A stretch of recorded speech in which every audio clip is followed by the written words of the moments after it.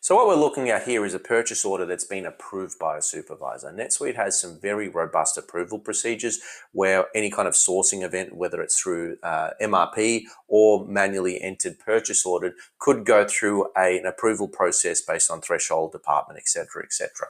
So as I scroll down the bottom here, you can see on my items tab, I've got a couple of items here, a couple of SKUs, each with a quantity of 10 that needs to be sourced with a different rate. I've also got some ancillary information around dates, promise date and expected receipt date, address information for the location, etc., etc.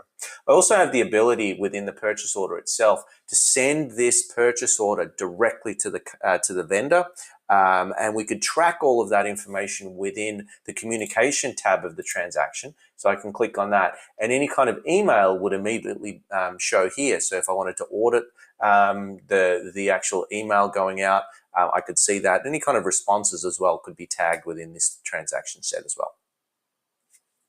The next part of the procure to bill process would be actually receiving the inventory. So I'm currently logged in as a production manager or a warehouse manager, and I'll go ahead and use my reminders again to receive the order. So I've got 20 orders that need to be received. I can go ahead and click on that reminder.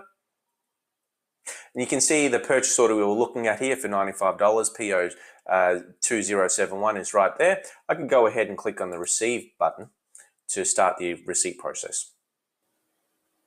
So this is our item receipt screen, and what you can see here is down the bottom I've got the 2 items that I need to receive. I can go ahead and receive everything at once, but there may be a use case for doing partial, so that's what we'll do here. We'll uncheck the top line, and also we're only receiving the bottom line, the anode itself. We could then further reduce the quantity there. If I was to do a partial receipt of this particular item, I could go ahead and update that quantity.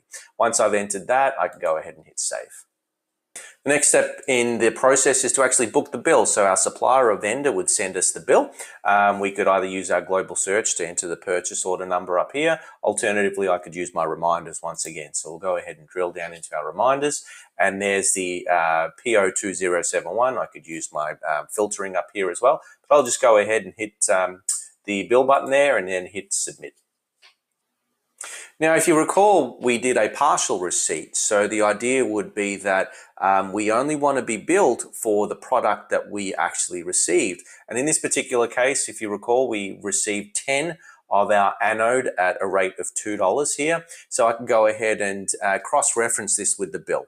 Now, in the event that I have a price difference or an item receipt difference, I could enter those transactions or those details into the bill here, and that would trigger a 3-way match. So you can see here that the approval status is pending approval, but once this bill runs through the approval algorithm in the background, it does all kinds of checking to determine if everything on the bill, NetSuite bill, matches the purchase order. If there's anything that is a delta or outside the norm or the threshold, it will immediately trigger a bill approval process. So we'll leave this as is for the moment and go ahead and hit save.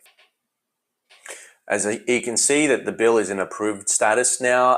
All the checks and balances are good, and the bill is in an open status, ready to be billed, ready to pay. If I use my related records over here, I can drill down into the purchase order, and you'll see that the status is partially received. We've gone ahead and partially received some of those. But if we look at the anode line down the bottom, you can see our original order quantity was 10. We've 10 on hand, 10 available, but we've also received 10 and we've billed 10.